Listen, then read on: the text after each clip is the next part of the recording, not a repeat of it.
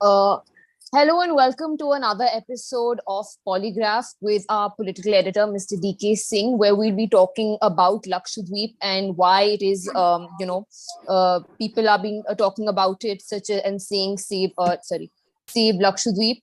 Um, and mainly about Administrator Mr. Praful Khora Patel's policies. There's a slew of policies, these controversial moves, whether it's politics or development.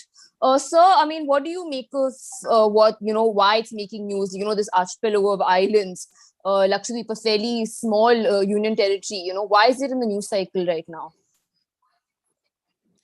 See,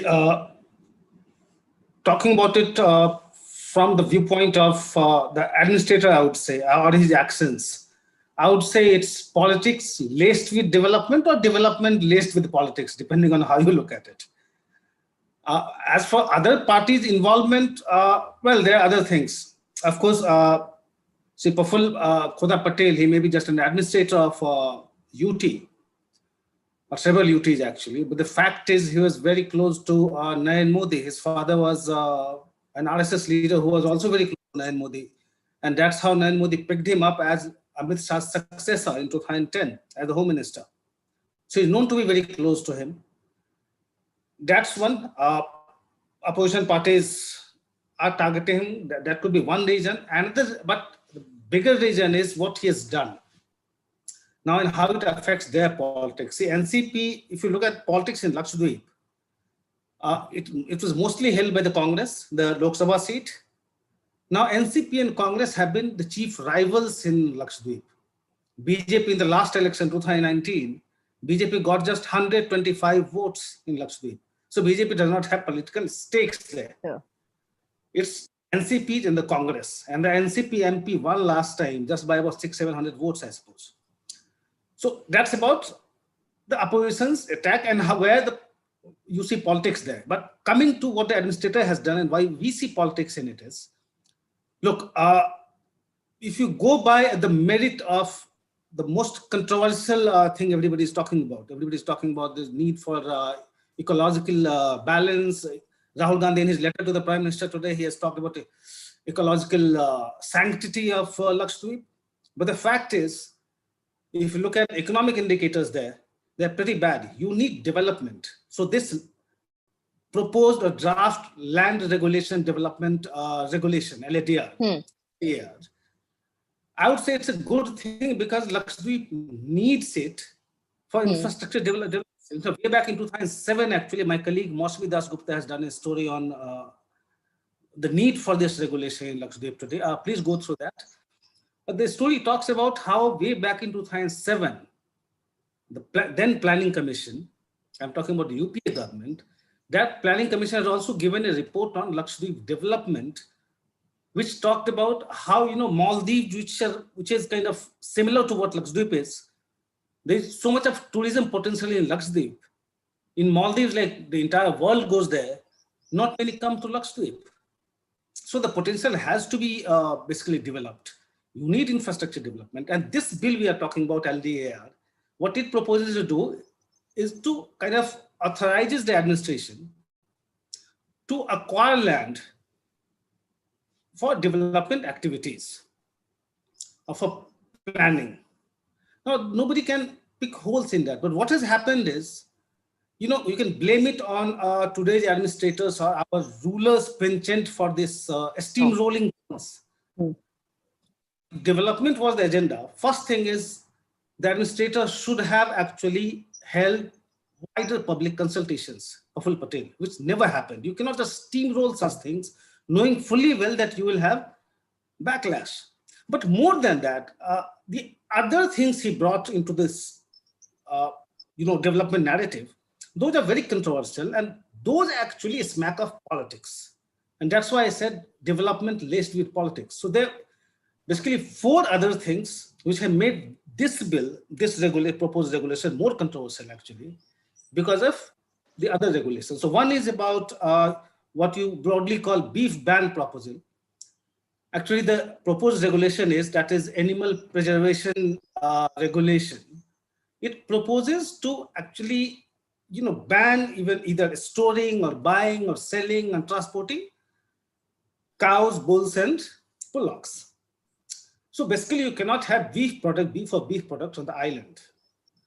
So in an archipelago where you have about 97% population were Muslims, you get a sense that you are probably doing it deliberately to, if you were to, you wanted some kind of consensus from public consensus on development, you won't be, steamrolling such controversial things. So one is beef ban, and another one is, this proposal to allow bars to sell liquor. After, yeah. And this is coming from somebody who was the home minister of a state where you have prohibition laws, Gujarat. So he comes and he proposes this. Now you can say that, okay, this is part of tourism promotion. But then again, after beef ban, you bring this liquor law. Then you have another law you are proposing is PASA, that is Prevention of Anti-Social Activities, or so-called Anti-Gunda Act. Now the justification coming from the administration side is it's to control law and order. I was just looking at the NCRB report for 2019, the crime report. In 2019, there was 0 murder, 0 rape cases. We are talking about serious, heinous crimes. 0 murder, 0 rape, 0 kidnapping cases, 0 attempt to murder. So when you talk about serious crimes, the NCRB report tells you in 2019 it was 0. What has happened suddenly?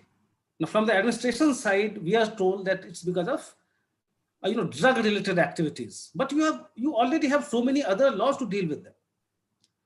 Again, a new proposal which actually shows you in bad faith, actually.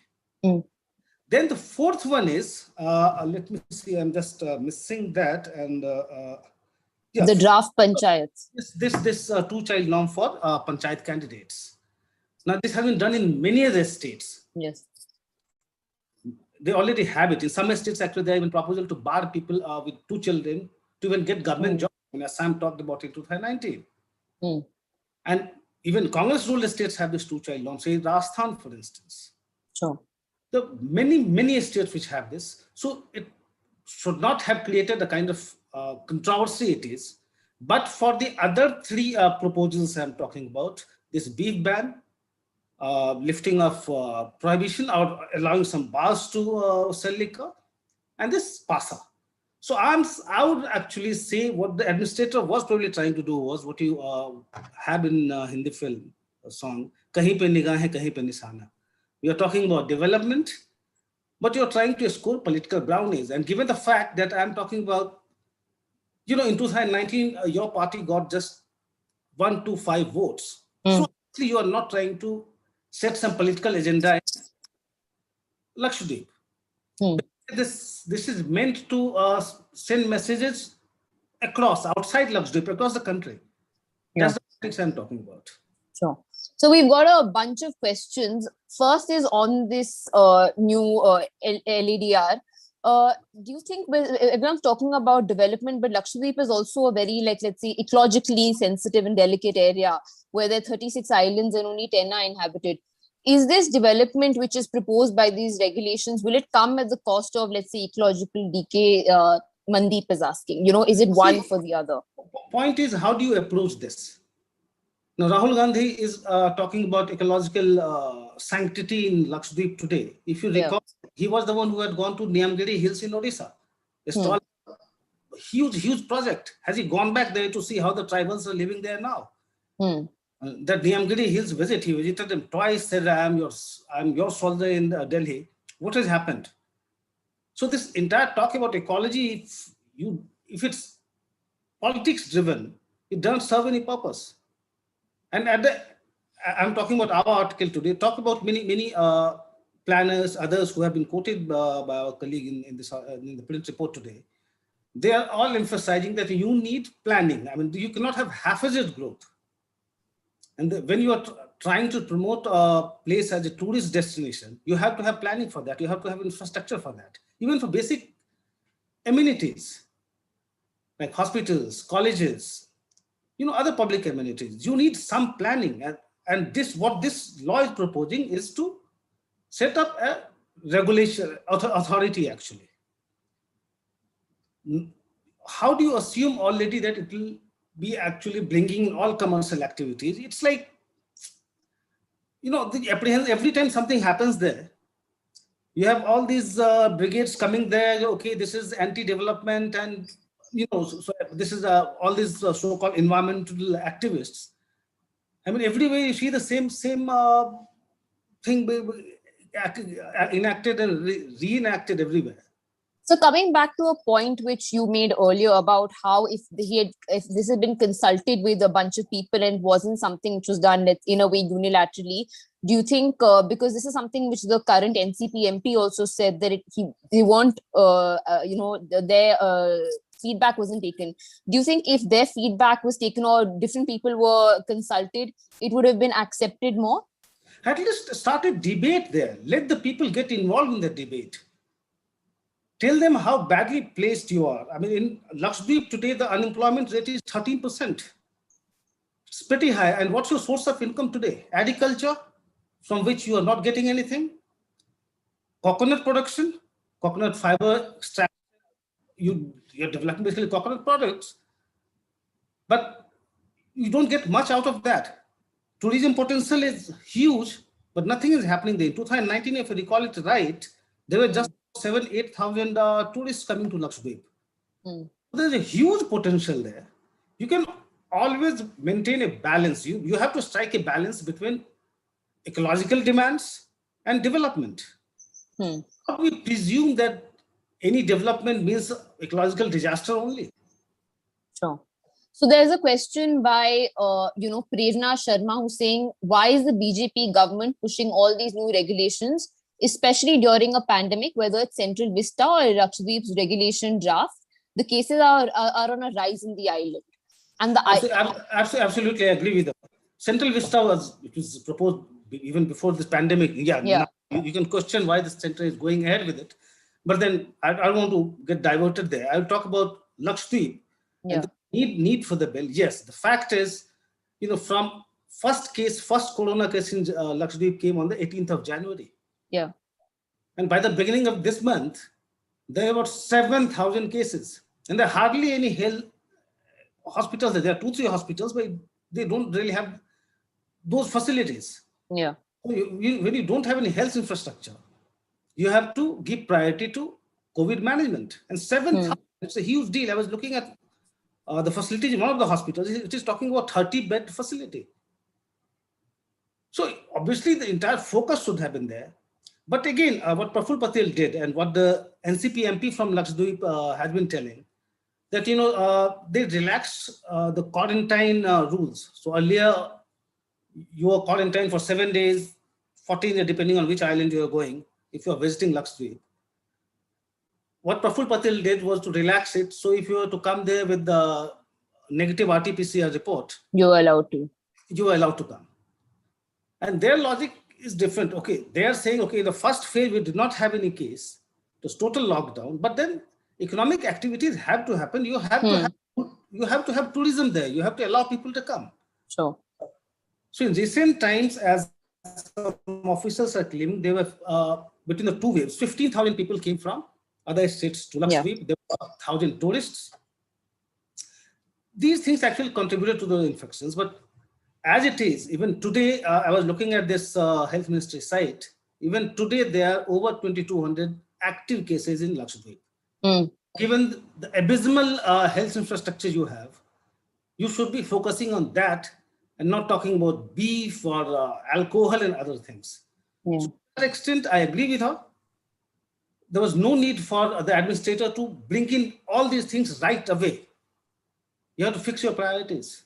In fact, the LADR was introduced or brought into the public view on 28th April. And the health secretary, which is another article you've done, said between 19th to 25th April, Lakshadweep had the highest number of cases. So that's the irony. Yeah. It's your priority. And that's why it smacks of some politics somewhere. And that's why, to start with, I said that we're talking about development laced with politics or the other way. Someone is asking, and this is an interesting question, Bharat Sai is asking, is it the Gujaratification of India that is happening? Like taking Lakshadweep as an example, especially like I'm since. not sure what he means by Gujaratification, but I would say, how I would like to interpret it is like when you talk about development plus Hindutva narrative. That's not Gujaratification. You can say that, okay, Narendra Modi started it as Chief Minister in Gujarat, and now BJP has made it its Sure. national. Probably in that, if you're talking in that context, Hindutva plus development as the narrative in Lakshadweep, possibly. But then the fact BJP does not have any political stake in Lakshadweep, as I said, you have 97% Muslim population there. Yeah. And the last election, BJP got just 125 votes. So it's not about Gujaratification of Lakshadweep. In a similar context, let me repeat, kahin pe nigah hai, kahin pe nishana. Nishana is not Lakshadweep, Nishana is outside Lakshadweep. There's another question by Vipin who's saying, do you see a similarity between events of Kashmir and Lakshadweep with the central government imposing its writ over local sensibilities? No, I don't really see any need to bring in Kashmir here. It's not just about this. We have been talking about farm laws. We have been talking about, earlier also we talked about the bill, which actually went on the back burner. This tendency to steamroll things without public consultations. You first execute something and then you want people to support it. That I would say actually shows some kind of an authoritarian streak, I would say. Which fortunately is getting more popular even among other chief ministers. It's not just about this administrator. In a state after a state, you see the same tendency. So there's another question which is speaking about, we've seen a Kerala Rajya Sabha MP, Mr. Karim, has written to the president. So someone's asking, what is the connection between Kerala and Lakshadweep? Why? Because very close. I mean, as you know, Lakshadweep main language is Malayalam. In fact, the royal family of Lakshadweep, the erstwhile royal family, which had given it to the British way back. Even that erstwhile royal family is staying in Kerala. And that family, by the way, gets 23,000 rupees a month as compensation. And that family is fighting to get more because that was the compensation it was getting from the British way back. They're fighting now. But anyway, that apart. I'm saying its language is the same. It's just about from Malabar coast, it's about just about 200 kilometers. Yeah. And there's constant exchange, for trade, commerce, culturally, linguistically, together. So there's no close connect. And that incidentally is another reason. There's another thing we do not talk about is there's this allegation against the administrator that there's this Bepur port in Kerala. Yeah. Cargo meant for Lakshadweep is now being diverted. Okay, actually coming from Mangalore.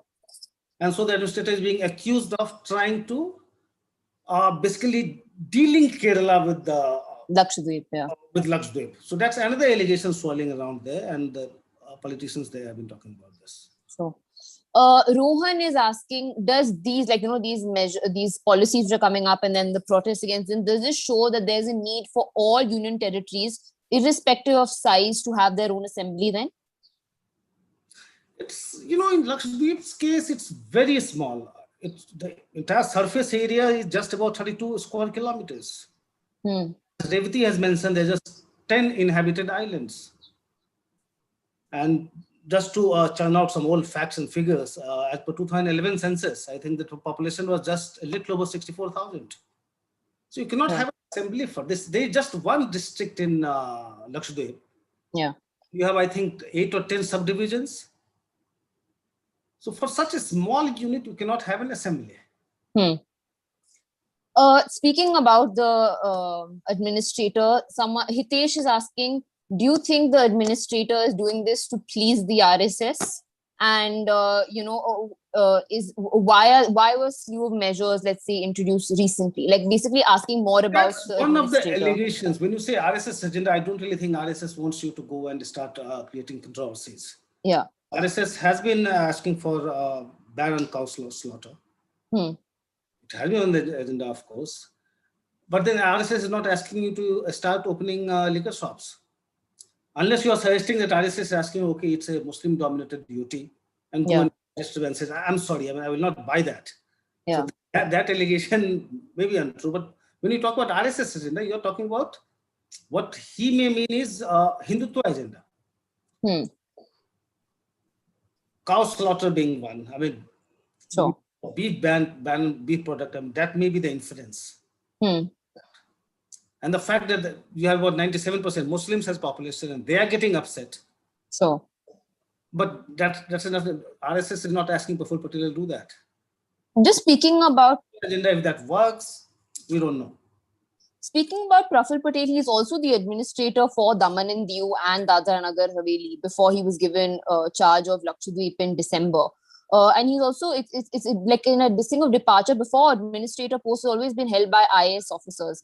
Do you find this unusual, or what do you think is the reason? It was a political appointment, of course.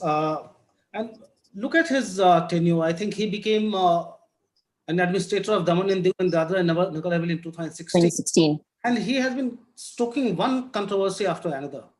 So if you remember, there's this IAS officer called Kannan Gopinathan. Yes. Who resigned in 2019. Now that Kannan Gopinathan was, I think, Dadra and Nagar Haveli.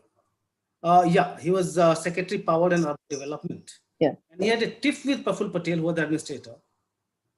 And Gopinathan went on to resign in, I think, July, August 2019. Although then the reason he cited was what was done in Kashmir, that scrapping of that is special status. But he had a long-running feud with Praful Patel because Praful Patel had issued him show cause notice. And the election commission had then asked Praful Patel to withdraw that notice also. So that was in Dadra and Nagar Haveli. Then you had another, that was, I think, Daman, I suppose, Gopinathan. I'm sorry, we need to check that. But anyway, another thing is Mohan Delkar case, the Haveli MP, that independent, he committed suicide, a 7-term MP. He names Praful Patel as somebody who actually tormented him so much that he had to resort to committing suicide. Yeah. And in fact, after a complaint by the late MP's son, the Maharashtra even set up an SIT to inquire into it. So Praful Patel's record has been such, like everywhere he's been, he has been stoking one controversy after another. Yeah. In fact, like the article you're speaking about is something which Shankar Arnimesh, who's also at ThePrint, wrote that his son alleged that he either asked for 25 crores or a false case under PASA itself. Is what the article says. In Mohan Delkar's case, yes. Yeah. So what has happened, what the Mumbai SIT has done about this. But so then coming back to PASA, or the Gunda Act as it's called, Nikhil Deo is asking, is hauling of drugs in Lakshadweep, as you mentioned earlier, the reason to bring the Gunda Act? Like, what is the reason it's such a point to then even bring the Gunda Act? I don't really buy that. And forget just about drugs. I mean, for everything, from terrorism, for all activities, you have so many existing laws. Gunda Act, I mean, when you have UAPA, you don't use Gunda Act to... Gunda Act, yeah. And it's about local law and order issues. And I've just given you the figures. In the last NCRB data that we have for 2019, 0 murder, 0 rape, 0 attempt to murder, 0. Yeah. So this Gunda Act, and see, more than the proposal, the proposed provisions in the Act, what is creating the controversy is this, a free hand that you will be giving to the police in terms of to be heavy-handed, because the proposal says that, okay, you can be detained for 1 year. You don't have to inform anybody. No public disclosure. There will be no public disclosure. And there may be an advisory board, but that will also be advisory board which you can approach, but that will also be constituted by the administrator. Yeah. So as a citizen, of course, if I were in Lakshadweep, I would feel insecure by any such proposed law. Sure. There are lots of questions, so I'll just take a quick few more. Matthew is asking, what is the logic? I mean, again, going back to the panchayat notification, which you said has been, introduced in other states as well. What is the logic behind prohibiting people who have more than 2 children to participate in panchayat elections in Lakshadweep? See, other places, of course, we have long been talking about family planning, and as panchayat representatives, actually, that you have to set an example for others also. So that's okay. I mean, some people might find it interference in your personal lives, but as public representatives, if you have such a thing, I won't actually take a call on. I won't make any value judgment on that.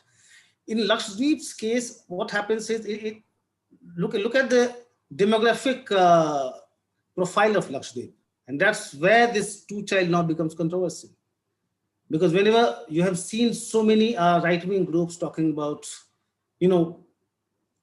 Muslims and family size, and you have some of the RSS leaders also talking about it. That has been a controversial subject all through. Yeah. You try to do that in Lakshadweep. There is politics behind it. We cannot really deny this. Sure.